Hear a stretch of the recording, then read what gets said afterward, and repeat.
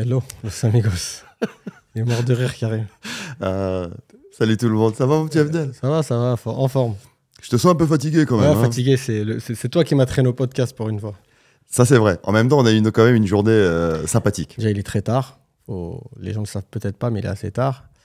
Et ouais, on est debout depuis 4h20. Ouais, 4h20. Et on a fait journée non-stop. Ouais, depuis... Ouais. Alors, toi qui as souvent tendance à me comparer à un antillais, pour le coup, moi c'est l'un ou l'autre. C'est soit c'est vrai, je peux être un antillais, un gros feignant, soit là pourtant on a fait une journée non-stop, 4h20, il est presque 21h. Ouais. Moi je suis une machine là. Là vraiment j'ai la patate. Bravo. C'est vrai, je te sens chaud, moi, ça y est, je suis cuit là. Ouais, Comment dire, je suis cuit. Pourtant, j'ai fait une micro-sieste quand on est parti à Abu Dhabi ce matin, à l'ambassade d'Arabie Saoudite. Très sympathique. Ouais.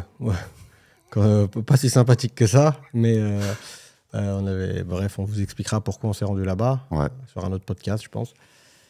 Et du coup, la journée, elle a démarré. Et ça va, on va pas se plaindre. Franchement, la vie est belle. Non. Normalement, la vie est belle. Et merci le café. Heureusement que C'est ça vrai. existe. Et en plus, moi je viens de me taper 3 heures de piscine. Et la piscine, ça fatigue. Bon, après, ça va, c'est pas l'océan, la piscine. Si, c'est vrai que ça fatigue un peu. Le bambin de 7 ans, il faut jouer avec, il faut le jeter. Papa est fashion, mais ça va, je vois que 46 balais. C'est encore là, les bras? Ouais, je peux encore en avoir 2, hein, c'est pas un problème. Hein. C'est quoi, c'est un appel que tu lances là? C'est pas un appel. Déjà, pour avoir les enfants, il faut trouver la femme, déjà. C'est pour ça que je te dis, c'est un appel que tu lances. Il y a peut-être. Un appel. Ça viendra tout seul, hein, entre guillemets. Je sais. Tranquille. Hein. Souvent, en plus, d'ailleurs, pour tout, hein, le taf, les femmes, souvent, ça sert à rien de chercher, parce que quand tu cherches, tu trouves pas. Ou alors, tu trouves mal, pour le coup. C'est mieux quand ça te tombe sur le coin de la figure, comme ça, à l'impromptu. Ça se dit? Ouais, ça se dit. C'est validé, c'est bon. C'est validé, bon, c'est bon. Je pense que c'est mieux et ça te permet... Alors après, ouais, le plus dur là-dedans, c'est de gérer les émotions, justement. Ouais. Et en plus, on en parlait aussi dans la voiture, par rapport à l'immobilier, tu te rappelles, où tu me disais... chaque agent immobilier s'est fait des plans sur la comète quand il y a un bon deal qui arrive, tu commences à faire tes calculs et tout. Et gestion des émotions, au final, ça se fait pas, t'es déçu, c'est compliqué et ça pompe de l'énergie de fou. Ouais, c'est clair. Ouais, le coup de la calculatrice la nuit à 2h du matin, et t'es là, tu fais des calculs, des machins. Ça, c'est vrai que ça nous est tous arrivé, tous ceux qui ont bossé dans l'immobilier, je pense, ou dans d'autres choses, d'une manière générale, je pense qu'ils vont se retrouver. Ah, moi, je te tire mon chapeau, sincèrement. Non, après, moi, sincèrement, c'est pas forcément un atout. Hein. C'est le temps qui a fait ça. Je l'ai plus du tout. Plus du tout. Je pense à ma com une fois qu'elle est dans mes mains. Non, c'est vrai. Mais si tu gérais que ça, tu gères quand même pas mal de choses. Ça demande pas mal d'énergie, il faut être franc. C'est pas forcément évident. Hein. C'est vrai que moi, pour l'instant, je suis un peu plus tranquille. J'aimerais d'ailleurs presque être un peu dans ta situation. Si tu veux qu'on échange, vamos. Ça. Je préfère quand même mon petit business. Il va mettre un peu plus de temps peut-être, mais une fois que ça va partir, normalement, là pour le coup, j'ai utilisé ma réflexion antillaise. Je me suis dit, pourquoi faire simple? Pourquoi faire compliqué alors qu'on peut faire simple? Ça va prendre un peu de temps, mais si ça marche bien, franchement, j'aurai un petit job en or quand même. Ouais, c'est clair, t'auras une petite... En plus, c'est marrant qu'on a... Aujourd'hui, on a été amené... Karim, il est venu avec moi pour la première fois dans un endroit qui est très connu, Amer Center. Je pense qu'on fera un podcast dédié à ça, justement à l'ouverture d'entreprises. Exactement. Et au visa, Et c'est vrai que, par contre, pour le coup, moi, je me plaignais, mais c'est vrai que Karim m'a rappelé, vu que c'était la première fois qu'il venait, moi, je vais très souvent au DED Café de Jumeirah One. Magnifique. C'est pour que vous puissiez visualiser. C'est un endroit, donc on fait plein de documents, des papiers, etc., des demandes d'Emirates ID, de visa, des ouvertures de société, mais dans un café. Exactement. Donc c'est super... on n'a pas ce truc, c'est pas austère, tu vois, on n'est pas là avec... C'est vrai, on peut préciser aussi qu'il y a une certaine jante féminine aussi qui vient... C'est toi qui as remarqué, moi j'avais la tête dans le guidon dans les papiers. Oui, c'est vrai que moi j'ai eu le temps de regarder un petit peu à gauche à droite, entre des petites femmes émiraties très sympathiques, des anglaises, j'ai vu des anglaises, parce qu'on les reconnaît facilement. Et non, c'est le premier Amer. Alors Amer, c'est l'organisme qui te permet en fait en gros d'aller en direct créer tes papiers. Bon, très honnêtement, vaut mieux des fois passer par des professionnels. D'ailleurs, je pense qu'on invitera un jour Malik, qui fait partie aussi de l'application, qui lui connaît très très bien ça. Et c'est vrai que là, pour le coup, comment je pourrais dire ça, ils vendent bien le truc. C'est tellement fashion, t'arrives, c'est tellement beau, tellement bien. Bon, il faut un petit peu les pousser quand même. Il faut les pousser un peu. C'est la planque, ouais. on va pas se mentir. C'est vraiment le cliché du fonctionnaire, c'est la planque. C'est-à-dire, tu es en train de parler avec le mec, il voit sa collègue ou son pote passer, il se lève, il lui tape une bise. Après, globalement, ils sont gentils, mais c'est mou. C'est mou. On peut même aller plus loin. Pour ceux qui connaissent Astérix et Obélix, on a eu le droit aujourd'hui à ok, il te faut le papier Intel, vas-y, va voir mon collègue là-bas. Et c'est exactement ça, en fait. Non, vrai sauf que, contrairement à Astérix, c'est tellement fait avec. Avec respect, avec douceur. Ça passe comme une lettre à la poste. Le pire, c'est que les mecs, t'as vu, les mecs, ils me connaissent en plus. Et ouais. Et malgré ça, donc ils savent ce que je veux, ils me connaissent, mais ils m'ont quand même envoyé à gauche, à droite. Et à force, je le prends même plus mal. C'est devenu. Ça fait partie du truc, quoi. Ils sont tellement avenants et gentils que c'est vrai que le peuple émirati, pour le coup, ça aussi, ça mériterait un podcast, parce que je pense qu'il y a beaucoup de gens qui ont des a priori. T'as la nouvelle génération, c'est vrai, c'est comme en France, je pense que c'est comme dans beaucoup de pays. Mais c'est vrai que les Émiratis, ils ont vraiment ce truc. J'ai jamais rencontré pour l'instant, entre guillemets, un Émirati nerveux, quoi. Tu le jettes en Algérie, je pense qu'il doit se dire. Ou même en France, tu le mets à Nanterre, s'il te plaît. Il va se dire, mais ça existe, ça? Chez nous, on n'est pas comme ça, tu veux, je veux dire. Ils sont tellement. C'est un autre mode de vie. Après, ça ne veut pas forcément dire qu'il y a que des gens bien. Tu vois, c'est comme partout. Où il y a de l'humain, il y a des choses positives et négatives. Mais globalement, en tout cas, c'est clair que ce n'est pas des nerveux. C'est pas là, de manière générale, c'est pas à Dubaï que tu vas t'embrouiller. Ah non, vaut mieux pas déjà. Ouais. Et c'est vrai que les Anglais, excusez-moi de vous tacler un peu les Anglais, mais c'est vrai qu'eux sont un peu plus chauds que la moyenne. Mais quand tu vois par exemple la communauté pakistanaise, indienne qui est énorme, combien de fois on rigolait, tu dis tu vas à Dera à 23h. Non, c'est safe. Pakistanais un peu nerveux quand même. Mais, un petit peu, c'est vrai. Mais ouais, ils ont beau être nerveux, globalement ça reste safe. C'est vrai que même quand tu vas à Dera, tu vas à Bourdouba et tous ces anciens coins, tu as des petites ruelles. Dans beaucoup de pays, ça serait genre un peu une ruelle mal famée, ou même pas, ça sentirait juste la pisse et tout, tu vois. Ouais. Il n'y a rien. Ouais, c'est-à-dire, à première vue, ça paraît glauque. Tu peux passer dans la rue à 2h, 3h du matin. C'est vrai que ça, c'est une vraie particularité de Dubaï. Et je pense que, justement, un des sujets du podcast de ce soir, parce que j'ai eu la question, en plus, je pense que ce podcast va sortir, je pense, vers la rentrée, septembre. Début septembre ou dernière semaine d'août, donc je pense qu'on sera dans le thème. C'est comment on voit la rentrée et comment on voit l'avenir de Dubaï de manière générale, que ce soit dans l'immobilier ou au sens plus large. Exactement. Moi, je vais plus rester sur le côté immobilier. Toi, tu rencontres via ton application, tu vois des gens d'un peu partout, donc tu vas pouvoir avoir un avis plus général, on va dire, plus global. Exactement. Et pour revenir à ce que je te disais, dans l'état du monde actuel, je pense que Dubaï, à chaque fois on en parle, et parfois ça vu tu vois, quand tu rabâches un truc, après ça devient, les gens ils prêtent plus attention, ça devient anecdotique. Oui. Mais une ville aussi safe, et dans le monde dans lequel on est actuellement, ça va valoir même les gens qui n'aiment pas Dubaï, à l'heure où je te parle, en tout cas s'ils ont les moyens, pour certains ils vont venir. Ils vont venir parce qu'au bout d'un moment, la sécurité, t'as beau pas aimer je sais pas, la culture du pays ou peu importe, au bout d'un moment, ce que tu places, surtout si tu as des enfants, ce que tu places en tête, c'est la sécurité. Sincèrement, moi, j'ai pas honte de le dire, c'est prodigieux.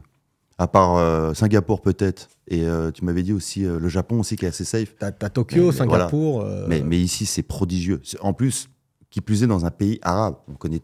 On sait tous que les gens d'origine maghrébine ou les Arabes en règle générale, on est assez sanguin. Bon, plus entre guillemets des Algériens qui eux sont un peu plus connus pour être un peu plus nerveux, mais en règle générale, les Arabes sont assez nerveux. Là, tu te dis quand même, s'il n'y a pas, t'es arabe, t'es américain, enfin, peu importe qui tu es, tu rentres dans le moule, quoi. T'as pas le choix, en fait. Ouais, au final, t'as vraiment pas le choix. C'est ce qui est fou, c'est que souvent j'en parle, enfin souvent non, mais j'en ai déjà parlé avec des potes. Jusqu'à maintenant, j'ai pas compris pourquoi. Parce que c'est pas juste une histoire de mettre des amendes super élevées. Ouais. Parce que, pour avoir discuté, on a des potes avocats. On a déjà discuté avec eux parce qu'il se passe des choses. Oui. Tu vois, il n'y a pas de délinquance du quotidien, genre personne ne se fait arracher son sac ou son téléphone, Dieu merci, tu vois. Mais il se passe des choses. Il y a quand même des gens en prison à Dubaï, aux Émirats. Et quand tu parles aux avocats, attention, quand je dis ça, je motive personne à faire quoi que ce soit, tu vois. Mais c'est pas des peines. J'ai pas été choqué par les sentences, par les peines. Et je me suis rendu compte que tu prends par exemple aux États-Unis, dans certains États, les peines elles sont beaucoup plus lourdes. Tu vois, surtout quand tu es récidiviste, c'est prison à vie directe et tout. Ça n'empêche que l'Amérique, c'est l'un des pays les plus violents au monde. Je crois que c'est le pays qui a le plus de niveau carcéral, c'est eux qui ont le plus de détenus dans le monde. Exactement. Oui. Donc, ce que je veux dire par là, c'est que c'est pas la peur de la grosse peine qui fait flipper forcément. Ici, les peines, elles sont pas forcées, elles sont pas pires qu'aux États-Unis, mais ça en empêche que les gens ils se tiennent à carreau. Je sais pas comment ils ont réussi leur coup. Moi, je pense qu'il y a un peu la prestance des. Je pense que c'est un mélange des deux. Il y a la prestance et réellement, même moi, des fois, bon, ça m'arrive encore d'écouter de la musique, n'est-ce pas? Je fais une dédicace à Booba, hein, notre génération quand même. Et c'est plus fort que moi quand je mets la musique à fond, parce que ça m'arrive encore. Dès que je vois une voiture, alors c'est encore pire à Abu Dhabi, hein, mais même à Dubaï, plus fort que moi, je baisse le son. C'est un réflexe en fait. Pourquoi? Parce que. Quand tu vois une voiture quoi, de flic? Ah, bien sûr. Si elle est à côté de moi et tout, discrètement, hop, je baisse le son, tu vois. Je veux dire, autant sur El Railroad, je le mets à fond, je suis tranquille. mais dès que je suis en ville et que je les vois, direct, je baisse. Et ce qui est marrant, c'est que je trouve qu'ils ont une tête qui fait peur, pour le coup. Mais quand ils t'arrêtent, et ça, c'est une grosse différence avec la France. Quand ils t'arrêtent, bah, si tu restes cool, ils vont être cool. Par contre, ce qui est génial, c'est que si tu commences à t'enflammer, comme ça peut arriver malheureusement en France, c'est pas la France, quoi. Ils vont te calmer, mais vitesse grand V, tu vois ce que je veux dire? Et moi, c'est ça qui m'épate le plus. Il y a ce côté où ils te font peur, et quand ils t'arrêtent, il y a le côté très gentil. Tu vois, tu lui dis, limite, si tu parles bien, il va te laisser partir. Pourquoi toi, ils te font peur? Parce qu'on va pas se mentir, en tout cas physiquement, ils sont pas plus effrayants qu'au Brésil, aux États-Unis. Franchement, après,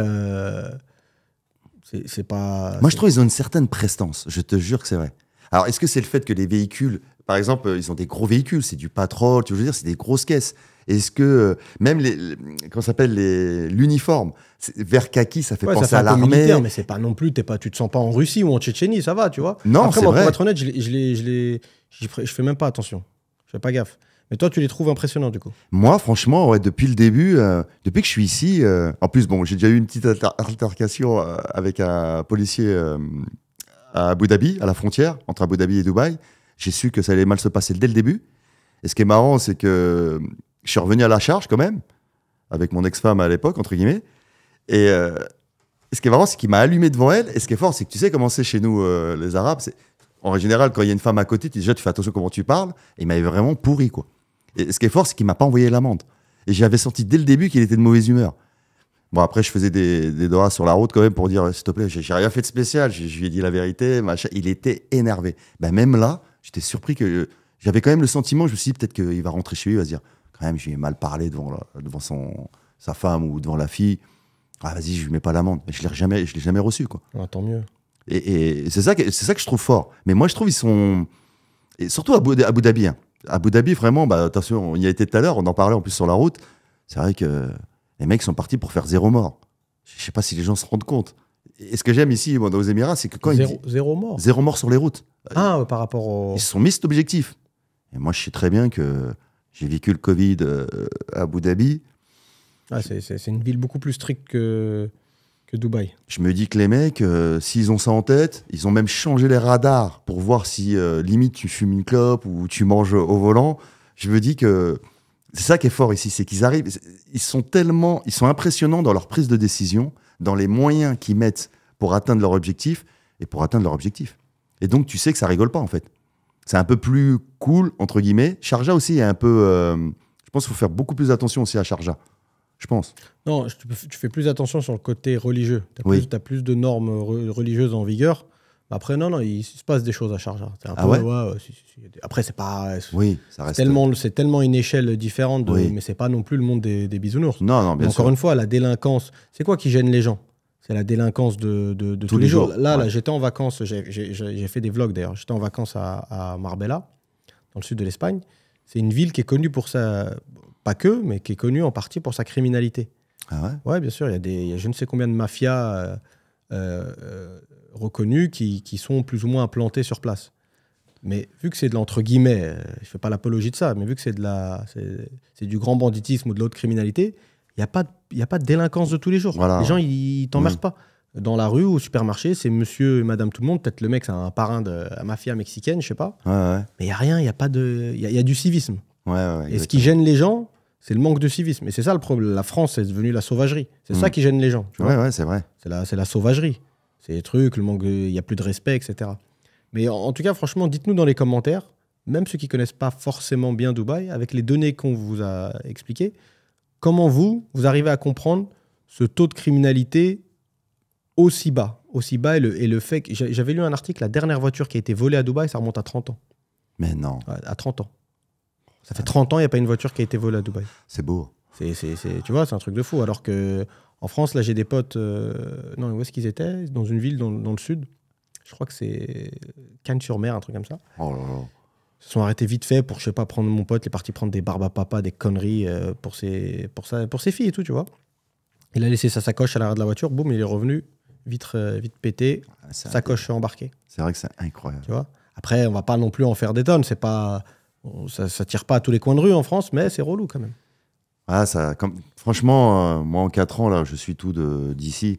Franchement, quand même, il y a de plus en plus de faits divers quand même. Tu te dis quand même. Là, j'ai encore vu un là, récemment, je crois que c'est Enzo, 15 ans de mémoire.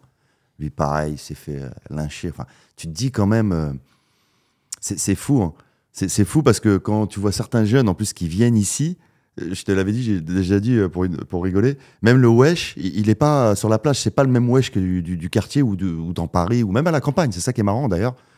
C'est fou. Même les gamins, quand ils viennent ici, les jeunes, ils savent d'eux-mêmes, ils savent que quand ils vont poser le pied ici, ils vont s'autodiscipliner. C'est là où moi je me dis comment Dubaï a réussi à te faire discipliner des gens du monde entier. C'est quand même une des villes les plus visitées au monde. Ouais, après, ouais, c'est vrai.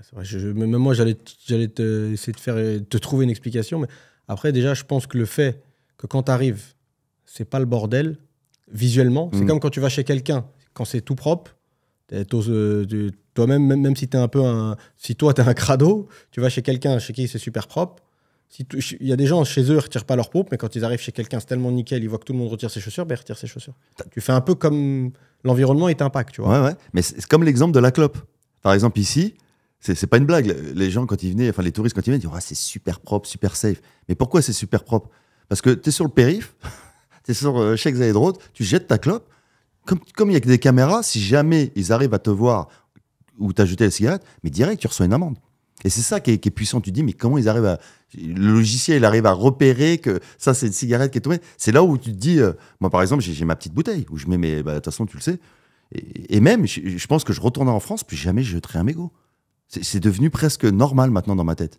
Pareil, je vais pas dire j'ai hâte de me faire arrêter par un policier, mais en France, je dirais, franchement, vous faites un métier dur. Et je parle pas de ceux qui sont borderline et qui pètent les plombs. Je parle du policier en règle générale. Faut arrêter aussi de déconner. Il y a quand même des policiers qui font bien leur boulot en France. Il y en a d'autres qui, je pense qu'ils se sont trompés de métier. Mais en tout cas, j'aimerais bien rencontrer un policier normal et lui dire, je dirais pas machallah, mais je dirais franchement. Je savais que t'allais sortir un podcast, une dinguerie. La dernière fois, c'était Louis de Finesse. Ouais. Je dirais pas ça, mais je dirais franchement, vous avez le moral quand même. C'est vrai que c'est difficile. Donc, moi, je me rappelle, c'était mon frère, il s'était fait arrêter. Il avait une bête de caisse et tout. C'était à Toulouse, en plus.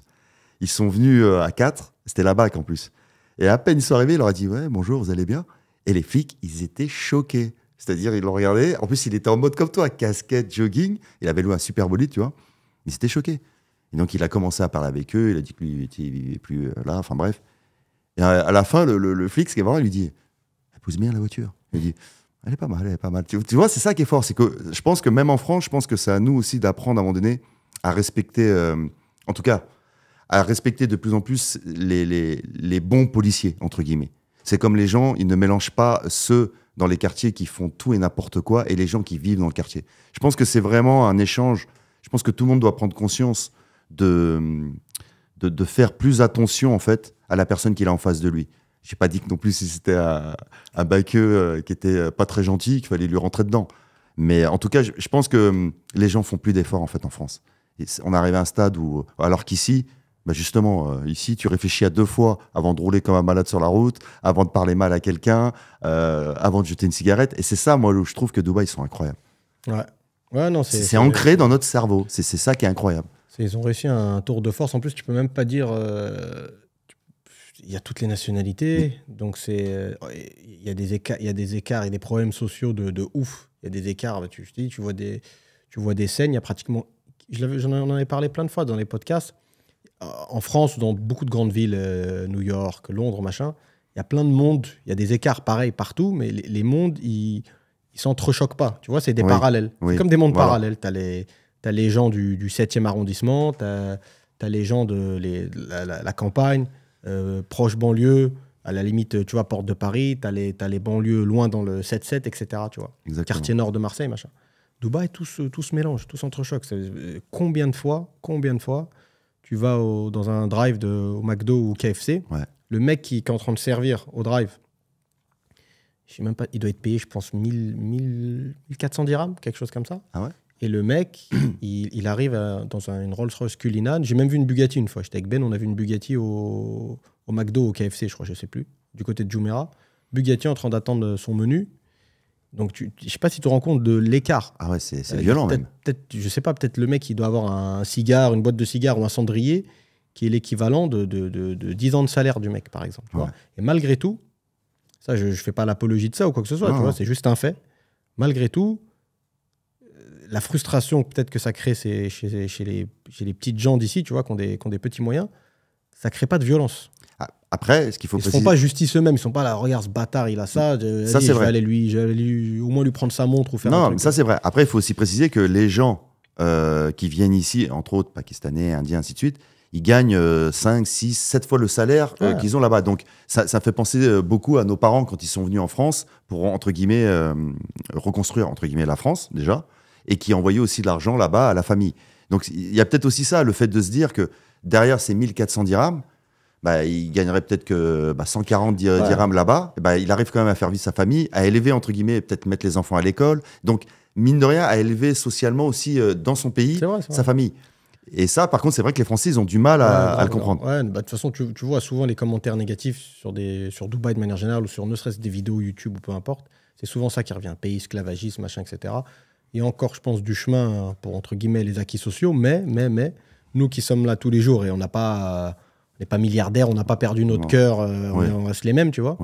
Moi, je peux te le dire, je vois, il y a beaucoup de gens, ils ont upgrade leur vie. Il faut savoir que des gens, c'est une autre façon de penser, c'est un autre monde. Ça ne veut pas dire que c'est des sous-hommes, ou c'est vraiment pas ce que je veux dire, tu vois. Mais on a, déjà par exemple, pour avoir déjà discuté avec des mecs, même des mecs sur des chantiers, nous on parle avec tout le monde, t'as normal. Des gens, déjà, la vie en communauté, ils ne l'aperçoivent pas pareil. Ça veut dire, tu vois des images, des mecs, ils sont assis dans une chambre. Attention, je ne te dis pas que c'est bien. L'idéal, ça serait qu'ils aient 100 mètres carrés, les mecs. Tu vois. Mais ils ne le vivent pas de la même façon parce qu'ils ont grandi comme ça, même dans leur pays. Après, on va peut-être se manger des commentaires négatifs. Moi, je vous dis, comme d'hab, tous les retours, c'est des retours terrain. Je n'invente pas ça de ma tête. J'ai parlé avec des gens. J'ai pas de caméra, j'ai rien. Les gens, ils n'avaient aucune raison de me mentir. On tape la discute, même les livreurs qui viennent livrer la bouffe et tout. Combien de fois je discute 2-3 minutes avec le mec et tout, tu viens d'où, quoi de neuf et tout, c'est quoi, ça raconte quoi. Et c'est pas si morose que ça. C'est pas Las Vegas, mais y a des gens qui ont une vie très difficile. J'ai envie de te dire comme partout, malheureusement. Exactement. Tu vois. On n'est pas en train de dire que Dubaï, de ce côté-là, est magnifique. Non, il y a des gros progrès à faire. Ça, c'est indéniable. Mais c'est vrai qu'on n'est pas dans leur situation. Je ne vais pas dire que nous on a une mentalité française. C'est comme si un Français, demain, il vient ici, le SMIC, il a 1400, il gagne 14 000. Et tu as des gens, ils vont le regarder, on dira, le pauvre. Mais c'est 10 fois son salaire en France, quoi. Et après, oui, c'est vrai qu'on peut toujours améliorer les choses. Mais malheureusement, j'ai envie de te dire, même dans mon propre pays que j'aime à la folie, mes origines aussi, l'Algérie, à choisir tout de suite, là, maintenant, où vivre dans un de ces 3 pays, je préfère quand même rester ici. Je préfère rester ici et gagner 10 000 dirhams, ce qui équivaut à peu près à 2 500 €, qu'aller en France et gagner 4 000. Pourquoi ? Parce que ces 2 500-là, ça va me permettre de vivre, c'est vrai, enfin 10 000 dirhams, mais surtout, j'ai pas de questions à me poser. Je vais pas me dire, je vais me faire agresser, il va se passer ci, il va se passer ça. On en parlait en plus dans la voiture tout à l'heure. On a remarqué, toi qui es parti en plus en Europe, mine de rien, même l'alimentaire le coût de la vie, a augmenté plus en Europe qu'ici. Ça, c'est un vrai débat. Je te dis, franchement, hormis la scolarité et peut-être les activités sportives, et encore, parce qu'en vrai, en France, tout est payant. Nous, on a l'impression que c'est pas payant, mais parce qu'il y a beaucoup de choses qui sont subventionnées. Une licence de foot et tout, machin, tu as l'impression que tu veux mettre tes enfants à l'équitation, ça coûte pas cher, la natation, ça coûte pas cher, parce que c'est... je sais pas c'est quel organisme, si c'est la ville, si c'est l'État, je sais pas, mais il y a une partie qui est prise en compte. Ça fait que si tu as 3 enfants, il peut faire du foot, l'autre du tennis, l'autre ce qu'il veut, et tu vas pas payer beaucoup. Alors qu'ici, c'est vrai que c'est privé, tu payes. Même si je connais pas les prix, mais j'ai un pote, pour donner un exemple, un pote qui est en Arabie Saoudite, la licence de son fils, la licence de foot, le petit, il a 7 ans, ils payent 550 € par trimestre. Ah, c'est ça. Et ils sont 1000 sur le terrain, c'est même pas des infrastructures de fou, tu vois. Donc c'est vrai qu'on est très loin de la France. Mais hormis ça, l'écart, franchement, c'est fou. Je crois même sur certaines choses, j'ai l'impression que, en tout cas, la France est plus cher que Dubaï. Ah oui, ouais. Sur la bouffe et tout, la France est plus cher que Dubaï. Ouais, non, franchement. Et surtout, je dirais même les 2 dernières années, c'est flagrant. Ça a augmenté aussi un petit peu ici. Faut pas se le cacher, c'est vrai. Mais avec l'essence, déjà, tu te dis. Entre la France et ici, tu te dis c'est affolant. Les assurances ici, comparées pour assurer une voiture. Déjà, le vol, il rentre même pas en compte. C'est ça qui est puissant, exactement. Ouais. Et donc, et même, je pense que, par exemple, un autre truc tout bête, pendant le ramadan, mais souvent ça arrive, quand le Shir Maktoum, il décide de dire à Carrefour, à un tel, non seulement il n'y a pas d'augmentation sur les premiers produits de nécessité, et en plus tu vas les baisser. Mais Carrefour, il se plie. Et d'ailleurs, tous, ils se plient, Lulu, toute la clique. C'est ça qui est fort. C'est qu'à un moment donné, il y a quelqu'un qui tape du poing sur la table, qui dit bah, ok, ça monte dans le monde entier, bah, nous, on va pas augmenter. Quoi. Tu vas diminuer tes marges, entre guillemets. Et ce qui est fort, c'est que à Carrefour, moi, j'ai jamais entendu Carrefour se plaindre ici. Hein. Ouais, après, peut-être, de toute façon, tu sais très bien comment ça va se passer. S'ils commencent à se plaindre, dire ah, mais il n'y a pas de problème, vas-y, on va prendre un. Non, mais déjà, ça appartient à la famille Al-Futtaim, c'est des familles proches et tout. Déjà, oui. Donc, je ne vais pas dire que c'est un entre-soi, mais déjà. Et ouais, mais sincèrement, pour un pays qui importe autant de choses, déjà, il y a tout le temps. Ça, c'est régulier. Moi, parfois, mes potes qui sont en France, ils m'envoient des photos de certains rayons, certains fruits. Y a pas... Après, pareil, peut-être on s'en bourgeoisé en étant ici, je sais pas. C'est peut-être pas grave en soi d'aller dans les rayons, il n'y a pas tous les fruits de la planète, mais en tout cas, Dubaï, tu vas même dans la plus petite épicerie ou mini-market gauche à droite, ça, c'est vrai. Rien qu'une station essence. Je vous invite à aller dans une station essence à Dubaï et regarder tout ce qu'il y a en jus de fruits pressés. Ça, c'est vrai. Tu vois non, c'est vrai. Non, il y a du level. Et je te dis, niveau coût de la vie, l'Europe, ça commence à devenir la cata. Pour rebondir, si, par exemple, dans ton cas, à l'immobilier, que ce soit à l'achat ou à la location, c'est vrai que là, pour le coup, ça a augmenté aussi. Alors, comparé au prix au franc, je ne pourrais pas dire. Moi, je n'ai pas assez de compétences là-dessus. Mais c'est vrai que là, pour le coup, ça a augmenté. Est-ce que c'est plus que la France ou pas? Là, c'est plus à toi de m'aiguiller. Après, moi, je ne suis pas le spécialiste de l'immobilier en France. Mais t'as une petite expérience quand même. Ouais, un minimum, mais dans des zones bien précises. Oui, je ne pourrais pas te dire au niveau global, parce que ça varie. Tu vois, ça varie. Parfois, j'ai des potes à moi, ils font des coups, je suis étonné. Potes à moi, ils achètent dans des petits patelins paumés, des trucs, des terrains, qu'ils arrivent à construire des baraques. Ils divisent les lots. C'est un peu technique, hein. C'est pas à la portée de monsieur et madame tout le monde. Mais ils s'en sortent bien. Pour l'IMO, je te parle. Après, là, ils annoncent une crise en France. Je pense pas non plus que ça va être la dégringolade, genre 30-40%, ça va pas être les soldes, j'imagine. Dites-nous encore une fois dans les commentaires à participer, ça fait toujours plaisir. On vous lit attentivement. Notamment parce que les taux d'intérêt sont remontés, beaucoup de dossiers de crédit sont rejetés. Ah ouais? Ouais, ça énormément. Les primo-accédants, là, je pense qu'ils vont galérer en France. Énormément de crédits sont plus acceptés. Donc là, en gros, c'est la classe moyenne qui va manger, quoi. Ouais, non, mais de toute façon, de manière générale, en France, c'est toujours eux qui mangent. Classe moyenne, et je pense que le but, c'est qu'elle disparaisse. Je pense que, de manière générale, dans beaucoup de pays dans le monde, l'élite, c'est même pas dans un délire complotiste. Si tu as un cerveau, au bout d'un moment, et tu analyses un petit peu ce qui se passe, ils veulent un monde où tu as ceux qui sont tout en haut, ceux qui sont tout en bas, des mecs qui arrivent à graviter autour. Si tu es proche d'une grande ville, tu es un démerdard, tu arriveras toujours un peu... Ouais. Tu bricoles, tu fais Uber Eats, tu fais ci, tu fais ça, tu te démerdes, tu vis. Tu vois, le hustler, comme on dit, tu vois. Mais c'est ça, en fait. C'est ça, c'est le tout en haut, tout en bas, et au milieu...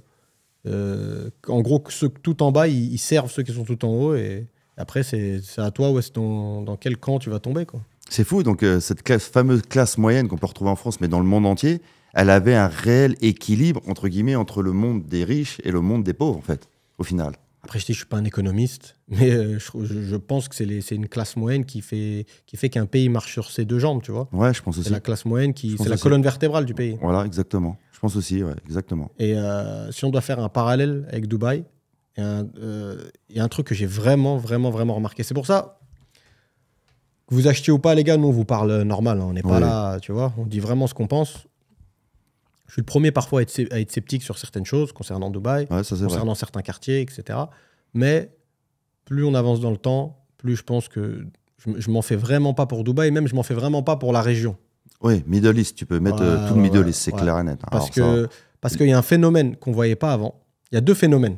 Moi, je vais vous dire moi, comment j'ai établi ma réflexion, comment j'en suis arrivé à cette conclusion. Deux phénomènes. Premier phénomène, beaucoup d'expats se projettent sur Dubaï sur du très long terme. Avant, il y avait toujours, moi compris, ouais, bah c'est comme limite une carte un abonnement, une salle de sport. Tu remplis pour 1 an, tu repars pour aller 2 ans, mais tu n'arrives pas vraiment à te projeter loin. Machin. Et peu importe des pays. Hein. J'ai des potes à moi qui viennent d'Australie. C'est loin pour le coup. Et ils prévoyaient, tu vois, ils se disent, bon, ils font leurs calculs, Excel, machin, truc. Je mets tant de côté. Une fois qu'on arrive à ça, on repart là. Regarde que quand ils checkent l'immobilier, c'est que de l'immobilier dans leur pays d'origine, machin. Maintenant, la tendance, ça s'est inversé. Je ne sais pas si c'est le Covid, je ne sais pas ce qui s'est passé. C'est les vases communicants. C'est-à-dire, vu que c'est la merde dans beaucoup de pays, ben Dubaï, les gens, ils comparent, en fait. Ah ouais. Les gens, ils comparent. Et alors, plus après, tu as la géopolitique. Beaucoup de Libanais qui ne se voient plus rentrer au Liban. Ouais. Syriens, pareil. Tu vas avoir qui d'autre? Il y a beaucoup de gens. Il y a une grosse vague d'Algériens qui est arrivée. Algériens du Bled. Ils étaient assez peu présents. Une grosse vague. Je ne sais pas si c'est la télé-réalité qu'ils ont fait, les Algériens à Dubaï, mais il y a beaucoup d'Algériens maintenant. Ah ouais. C'est une petite parenthèse. Mais ouais, pour finir mon raisonnement rapidos, c'est, je te disais, donc les expats qui se projettent, qui achètent des maisons, qui scolarisent leurs gosses, qui font des gosses, tu vois. Et il y a ça. Et surtout, l'arrivée, tranquillement, sans faire de bruit, l'arrivée, je pense, d'une vraie classe moyenne indienne. Oui. D'une vraie classe moyenne indienne. On le voit. Et là, je suis sûr qu'il y a des gens, ils ont plein de préjugés. Pour eux, les Indiens de Dubaï, c'est les petits Indiens qui galèrent, les pauvres sur le chantier, etc. Franchement, vous êtes à l'ouest. Il y a toujours eu la grosse élite indienne blindée. Là, pour vous donner vite fait une idée, désolé, je monopolise un peu la parole. Vas-y, au contraire, c'est intéressant. Il n'y a pas longtemps, on visitait des bureaux pour un client qui souhaite acheter des bureaux. D'ailleurs, n'hésitez pas à nous contacter. Une petite parenthèse de vrais vendeurs, là, pour le coup. L'immobilier commercial, il n'y a pas assez de gens que je trouve qui se penchent dessus. Il n'y a pas de plan de paiement, etc. Mais c'est un super coup. On pourra faire pareil en détail un jour, vraiment expliquer. Bref, j'ai visité 6 bureaux. Sur les 6 bureaux, les propriétaires, les 6 étaient indiens. C'est une petite statistique bidon, hein, mais ça en dit long. Et je peux vous assurer que vous allez dans plein de tours à Business Bay, GLT, les zones où il y a beaucoup de bureaux, des étages complets appartiennent à des Indiens. Et bon, bref, voilà, il y a toujours eu les gros blindés indiens à Dubaï. Tu vas dans des quartiers comme Emirates Hills, ils sont en place, et c'est eux qui ont les plus grosses baraques pratiquement. Mais maintenant, tu vois une vraie classe moyenne indienne.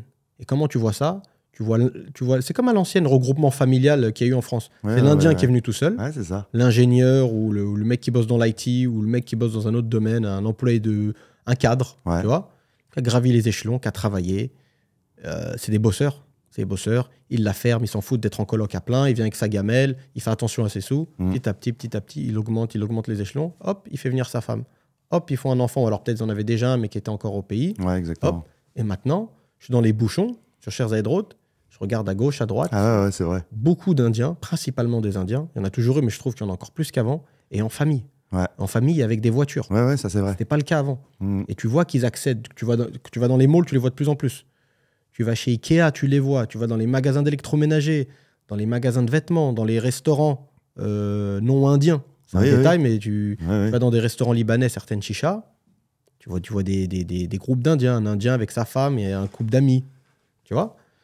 Et les gens, ils se rendent peut-être pas compte. Désolé, là, c'est vraiment important, ça, je trouve. Parce qu'il y a beaucoup de Français qui s'intéressent à Dubaï, à l'immobilier à Dubaï, ou à Dubaï au sens plus large, mais c'est souvent pour l'immobilier, qui regardent Dubaï que par le trou de la serrure française. Je vous le redis, on l'avait déjà dit, si tous les Français, nous compris, partent de Dubaï demain, ça va impacter en rien du tout le marché de l'immobilier. Désolé les gars, c'est pas pour nous dégonfler la tête, mais c'est la réalité. Tu peux donner une statistique. On est 30 000. Alors encore, je suis gentil, 28. Les Indiens, c'est 1,8, je crois. Avec je crois que c'est les Pakistanais 2,1. Et les Indiens, c'est les Indiens, ils sont plus nombreux que les Voilà, donc c'est 2,1 les Indiens et les Pakistanais 1,8. Ben, comme tu as dit, c'est exactement... Parce qu'il faut comprendre que les gens ont l'image de l'Indien qui travaille, mais il faut comprendre que les premiers qui sont arrivés au début de Dubaï, c'est les Pakistanais. Et il y a des Pakistanais très blindés. Mais c'est vrai que la classe moyenne se voit moins. Ouais. Mais les Indiens, par contre, ils voulaient, pour vous dire, ils voulaient même créer l'Hyperloop. Pour ceux qui ne connaissent pas, c'est le fameux train dans le tube qui va à 1000 km/h. Ils parlaient de faire l'Hyperloop qui va jusqu'à Bombay, quoi. Ah, mais ça, tellement ils ont une connivence entre eux. Les Émiratis aiment beaucoup en plus. C'est vrai, ils font du business avec eux. C'est une partie intégrante ouais. du pays, de la culture, de ce que tu veux. Il n'y a pas de Dubaï sans les Indiens. Ouais. Et il y a beaucoup d'Indiens qui seront rien, à qui Dubaï a été un propulseur, tu vois. Ouais, c'est ça. Il y a eu le American Dream, et le Dubai Dream, il existe, mais je dirais principalement pour les Indiens. Ouais, ah, c'est vrai. Et qu'est-ce que je te disais? Ouais, pardon. La communauté indienne, je t'ai dit, de plus en plus puissante. Et pour qu'un pays fonctionne bien, c'est grâce à sa classe moyenne. Ouais. Et moi, j'ai parlé avec un pote à moi qui bosse chez Emaar. Il m'a confirmé. Ce que je vois, tu vois, il m'a confirmé. Il m'a dit de plus en plus d'Indiens passent par des crédits et accèdent à la propriété via des townhouses. Townhouses, c'est les maisons mitoyennes. En général, c'est le type de villa le moins cher qu'on puisse acheter. C'est ce qui marche le mieux en villa pour une famille avec un jeune enfant, tu vois. Il m'a dit énormément d'Indiens. Qui sont à combien d'ailleurs? À peu près, enfin, tous les prix, mais on va dire 2 millions. 2 millions de dirhams. 2 millions de dirhams, c'est ce qui est pas mal pour une petite moyenne. Pour une maison. Ouais, parce qu'en plus, elles sont souvent placées à l'intérieur de community, c'est-à-dire c'est des compounds. Voilà, des compounds, des parcs autour où il y a des espaces verts. C'est une petite ville dans une ville, quoi, tu vois, avec les barres de sécurité, etc. Et ils accèdent à des quartiers. Peut-être ça va paraître choquant, peut-être pour certaines personnes qui regardent, parce qu'on parle souvent de race et tout, mais c'est la réalité des choses. Hein. Ouais, bien sûr. Ils accèdent à des quartiers qui étaient auparavant quartiers blancs, c'est-à-dire très british. Springs, le quartier, la zone qu'on appelle Emirates Living, c'est à côté de Marina. C'est les premiers quartiers de villas construits par Emaar. Premier à ma connaissance. Elles sont super les maisons en plus. Hein. Elles sont top. Elles ont pris un petit coup de vieux, mais c'est un des meilleurs investissements de tout Dubaï pour moi. Clairement. Bref, il y avait une grosse communauté british. Il n'y avait que des British à l'époque, tu vois. British, ou il y avait un Libanais. Après, il n'y avait pas que des Anglais, mais il y en avait une grosse communauté. Tu vas là-bas, c'est truffé d'Indiens. Et beaucoup de propriétaires, tu vois. Donc, rien que pour ça, je pense que Dubaï a de beaux jours devant elle.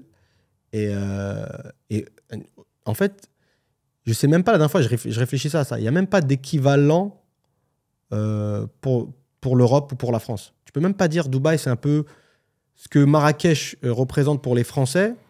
Dubaï, c'est ce que tu vois, les Indiens, ils voient Dubaï de la même façon. C'est pas ça. Dubaï, c'est limite une extraction de l'Inde pour eux. Ouais, exactement. Tu vois? Donc, c'est l'Inde. Moi, souvent, je le dis, Dubaï est unique. L'Arabie Saoudite va cartonner, on le sait tous. L'Égypte est en train d'avancer, alors plus lentement, entre guillemets, que l'Arabie Saoudite ou que dans le Middle East. Mais ils veulent mettre en plus un pont entre l'Égypte, mais vraiment construire un pont entre l'Égypte et l'Arabie Saoudite. Mais Dubaï restera unique, quoi qu'il arrive, en fait. Pour moi, ça a été le déclencheur il y a 52 ans aujourd'hui. Peut-être un petit peu moins, parce que ça a commencé vraiment en 90, je crois, de mémoire. C'est ça ? Pour moi, Dubaï restera toujours Dubaï.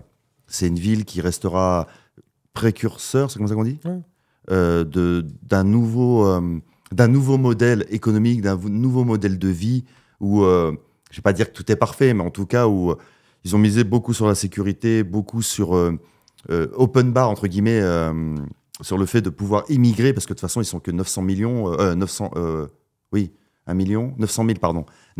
locaux. C'est ça qui est fort, c'est que ils n'ont pas eu de préjugés dans l'ouverture du pays. Alors, c'est vrai qu'ils ont ciblé au début, c'est vrai. Mais comme dirait mon frère, maintenant, l'économie est mature. Ils ont appris beaucoup ces dernières années, même dans les constructions. Au tout début, il y a 30 ans, et aujourd'hui, ça n'a plus rien à voir. Ouais, les normes ne sont pas les mêmes. Voilà, exactement. Non, ils sont en constante évolution. Et d'ailleurs, ma fille qui est là en vacances, elle me chambre parce que à chaque fois qu'elle vient ici, je lui parle des ponts qu'ils construisent. Elle me dit, mais papa, à chaque fois, tu dis... T'as une fixette sur les ponts. Je dis, mais regarde, il y a encore un pont qui se construit là, encore là. C'est abusé. C'est fou comment ils se disent, bon, embouteillage là-bas, ok. Qu'est-ce qu'on peut faire? Des ponts. Mais c'est phénoménal. Réactivité à toute épreuve. Ouais. En fait, c'est extraordinaire. Moi, je trouve c'est incroyable. Ce côté action-réaction. Et puis, c'est pas action-réaction, et c'est les moyens, quoi. Tu te dis... Surtout, c'est encore mieux que ça. Enfin, non, déjà, t'as raison. mais c'est le follow-up. C'est-à-dire, tu vois, il y a un truc, surtout dans les monarchies, genre, il y a un truc de cours un peu. Genre, telle personne a fait tel projet, il est pressé de le montrer à l'inauguration. Tu sais, quand le cheikh il arrive, tu vois que le mec, il est tout excité. Ouais, c'est vrai. Mais c'est pas juste un effet d'image et d'annonce. Et après, une fois que le cheikh il se barre, le truc il repart, tu repasses 4 mois après, c'est devenu. Exactement. Non, il y a un vrai. Les trucs qui sont repeints régulièrement. Non, c'est pas. Il y a eu une tempête il y a pas longtemps. D'ailleurs, on est passé à travers. On est vraiment pas. Bah, d'ailleurs, c'était samedi de mémoire. Le jour où on a été. À Sharjah, c'était la merde, et nous, on a été le lendemain à Sharjah. Ouais, exactement. On a été à Sharjah un dimanche, je crois. Et j'ai vu sur Instagram. Et c'est abusé, quoi. Quelques heures après la tempête qui est passée, ils étaient déjà en train de tout réparer. Tu vois, les mecs, ils plantaient des palmiers, des trucs. Ils nettoyaient. Non, c'est affolant. La réactivité qu'ils ont, franchement, c'est incroyable. Encore une fois, on l'a dit plein de fois, on n'est pas des ambassadeurs de Dubaï dans le monde. On n'est pas payé par le gouvernement, dommage. Mais on s'en fout que les gens ils n'aiment pas Dubaï. Je vais te dire. Mais au moins qu'ils n'aiment pas la ville pour les bonnes raisons. Et moi, je me rends compte, il y a plein de gens, ils n'aiment pas Dubaï. Chose que je peux comprendre, encore une fois, mais pour les mauvaises raisons. Ah, moi, je vais aller plus loin.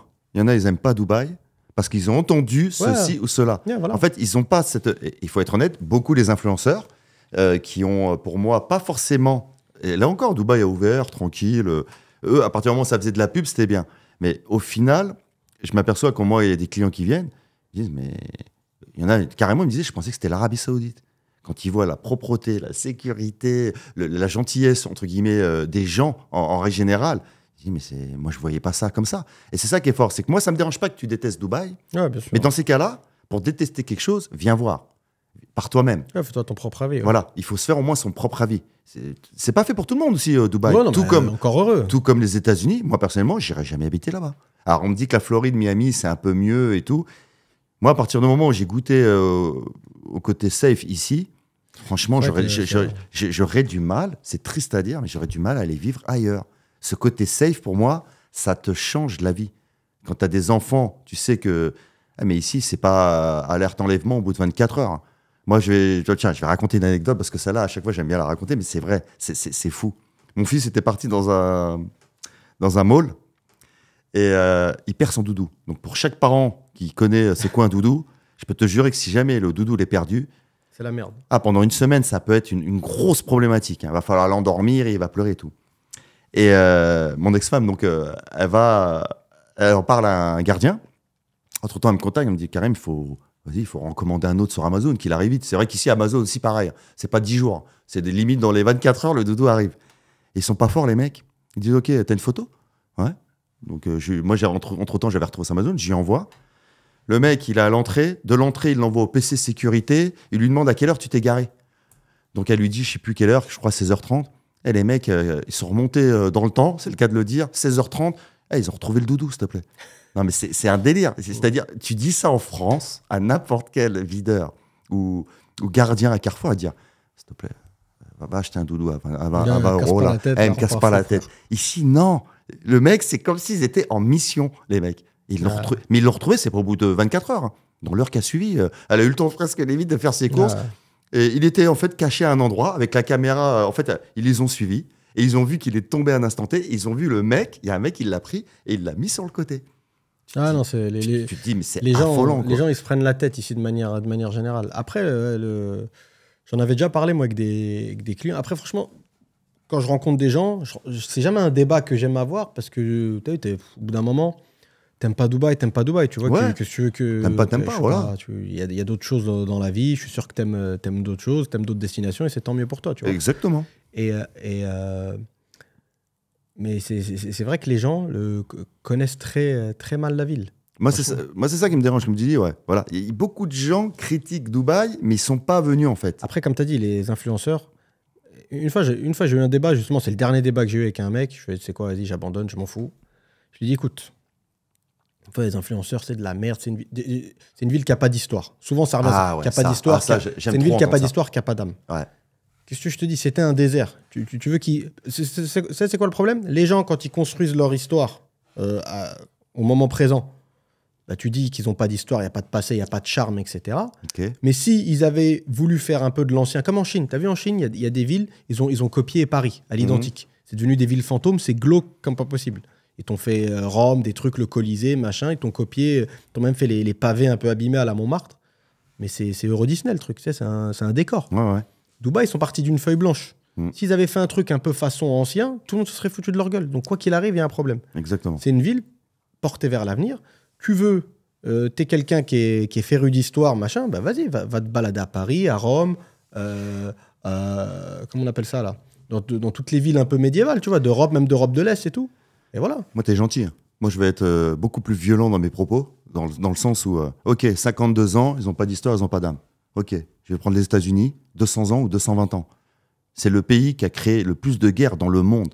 C'est un des pays où il y a le plus, déjà, il y a plus de taux de criminalité. C'est un pays qui est parti en cacahuète totale, tu veux dire. Ouais.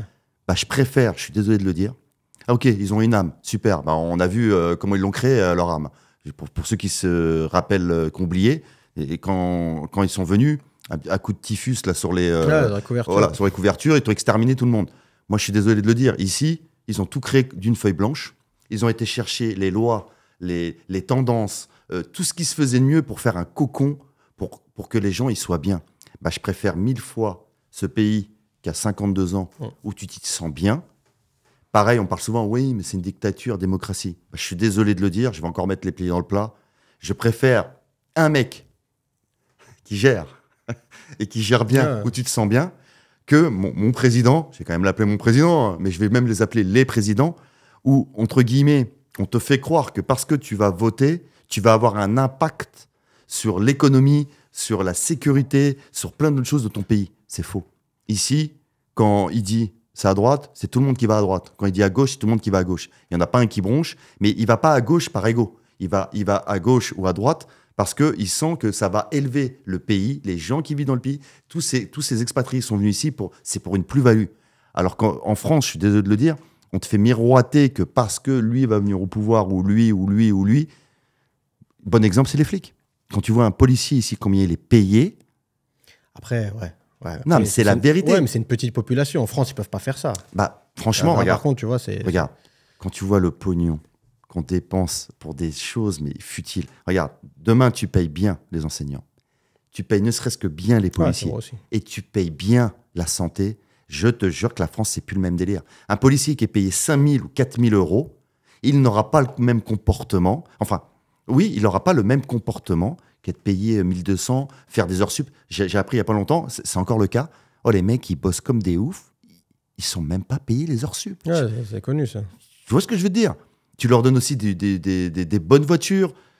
Peut-être une meilleure formation aussi, c'est vrai. Ah, ça, t'es prêt pour aller dans l'IGPN, là, Karim, là, t'es devenu le défendeur des Condés, là. C'est pas ça. Non, je rigole. Mais même là, je viens d'apprendre que, voilà, il y a, pareil, pendant tu sais, il y a eu des émeutes en France, là. Ouais. Et il y a un petit rebeu, je crois, c'est Mohamed B, il était en scooter. Ouais, qui a été déformé, le pauvre, là. Alors non, il y a lui, l'autre, carrément, il est mort. Ah oui, on vient d'apprendre que c'est des gars du GIGN, s'il te plaît. Ils sont 5, en fait, au final. Ils ont été entendus par un juge et tout, mais...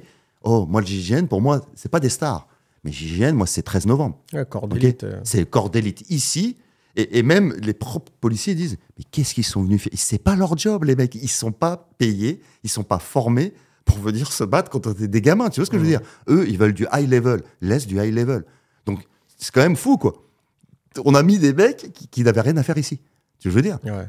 Et moi, c'est ça que je trouve affolant. C'est qu'à un moment donné, la santé, on en a besoin. L'éducation, on en a besoin. J'exonère pas le rôle des parents, mais à un moment donné, si tu mets les moyens dans les branches les plus importantes, je te jure que ça irait 10 fois mieux. Un flic qui est payé 5 000 euros, quand il t'arrête, il va se dire, je vais t'arrêter. Ici, tu te fais arrêter parce que tu as fait une connerie. C'est pas, il t'arrête parce que tu es arabe, parce que tu es black. Un petit peu, j'avoue, au début, ça m'avait un peu surpris sur les Pakistanais, entre autres. Mais franchement, quand tu les vois conduire, je peux comprendre qu'ils soient un peu plus arrêtés que les autres. C'est la vérité. C'est pas compliqué. Hein. Entre deux voitures sur l'autoroute, il y a, sans mentir, il y a 1 mètre.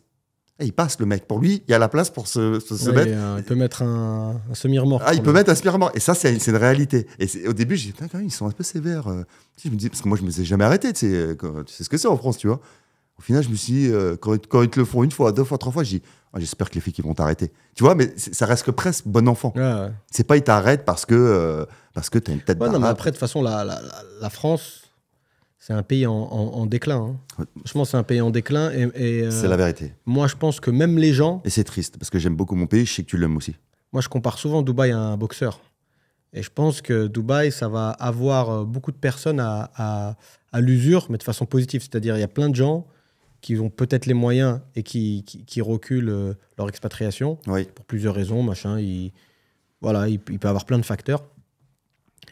Mais tu as l'impression, en tout cas, si la direction reste la même Oui. et la vitesse à laquelle vont les choses, je pense que c'est une question de temps. Ça sera peut-être pas Dubaï, hein, ça va être une autre destination, mais ça sera une question de temps avant que les gens... Parce que je t'ai dit, ce qui est bien, c'est qu'il y a un pays, c'est comme un cahier de brouillon, c'est les États-Unis. Et tu as l'impression que tout ce qui se passe au States, ça prend quelques années, c'est le pays précurseur, tu vois. Oui. Ils ont peut-être 5 ans d'avance, je dirais, peut-être 10 ans. Et tout ce qui se passe là-bas, tu vois, par réaction en chaîne, tu le retrouves au bout d'un moment en France, notamment, tu vois. C'est vrai. Et l'ultra-violence, moi je pense que peut-être dans 10 ans, ça va être limite pour un regard, tu te fais allumer. C'est déjà le cas. Ouais, après c'est... Pour une cigarette, c'est déjà le cas. Ouais, mais c'est pas tout le temps. Non, c'est pas tout le temps, heureusement. Les États-Unis, c'est vraiment fréquent, tous les jours, il y a des morts, tous les jours. Et c'est une société hyper violente. Et c'est une société où, pareil, l'éducation en public, après, pareil, je ne vais pas trop parler, je ne suis pas un spécialiste des États-Unis, et en plus, c'est fédéral, c'est par État, donc ça diffère d'un État à l'autre. Texas, par exemple, ça se passe, selon les gens, ça se passe mieux qu'en Californie. Bah, vu les lois, tu m'étonnes. Tu vois. Et je pense que, ouais, ça va. Et même ce qui se passe, après, ceux qui sont en plus, qui ont une certaine éthique religieuse et tout, l'éducation des enfants, ce qui est mis dans les manuels scolaires, je pense qu'ils veulent arriver à un point où tu n'as même plus la main sur tes propres enfants. Ouais. C'est-à-dire, Et en te faisant croire quand même que c'est à cause de toi que tes enfants sont dans la rue. Tu vois ce que je veux dire, c'est ça qui est fort. C'est un peu, c'est limite un peu vicieux, mais je pense, là, moi, je suis français et j'aime vraiment mon pays. Et je le dis souvent, et en plus, je suis normand. Et je viens de la Normandie profonde. Les gens qui ne connaissent pas Perrier, Lessay, Villy, il n'y a que un Normand qui va dire, le mec, il connaît ça, quoi. Après, tout le monde, enfin, beaucoup de personnes connaissent Caen. Mais il faut être à un moment donné réaliste, quoi. On a ce qu'on mérite. Que les choses soient claires et nettes. Pourtant, il y a eu les gilets jaunes. J'ai été gilet jaune, je le suis toujours d'ailleurs. Je suis même plus gilet jaune, je suis contre l'injustice tout court. Mais à un moment donné, moi, j'aimerais avoir des politiciens en face de moi. Mais sincèrement, je ne parle pas du maire. Hein. Le maire de la petite bourgade. Voilà. Je parle de ceux qu'on voit beaucoup à la télé. Moi, je dirais, écoute, avec tout le respect que j'ai pour toi, pour moi, le plus gros assisté en France, c'est toi. C'est pas les chômeurs. C'est pas, pour moi, c'est toi le gros assisté. Le plus gros assisté de France, c'est ces politiciens qui, ok, soi-disant, tu fais des grandes études. Tu as fait des grandes études pour que le pays se retrouve dans cette situation-là. Mais c'est fait exprès. Mais c'est quoi ces études alors ? En fait, dis-moi plutôt que c'est une caste, on est tous entre nous, et on se refile le bébé, voilà. Et voilà, sois honnête, dis-le aux Français. Mais s'il dit ça aux Français, ils vont se dire, ah ouais, ah bah non, nous on n'est pas d'accord, nous ça ne nous convient pas ce que vous faites. À un moment donné, moi je me dis quand vraiment ça va se réveiller, je désespère pas. Je ne suis pas complotiste, mais j'espère qu'un jour, vraiment, les gens vont se dire non, mais là, stop. Là vraiment, c'est la goutte d'eau qui fait déborder le vase.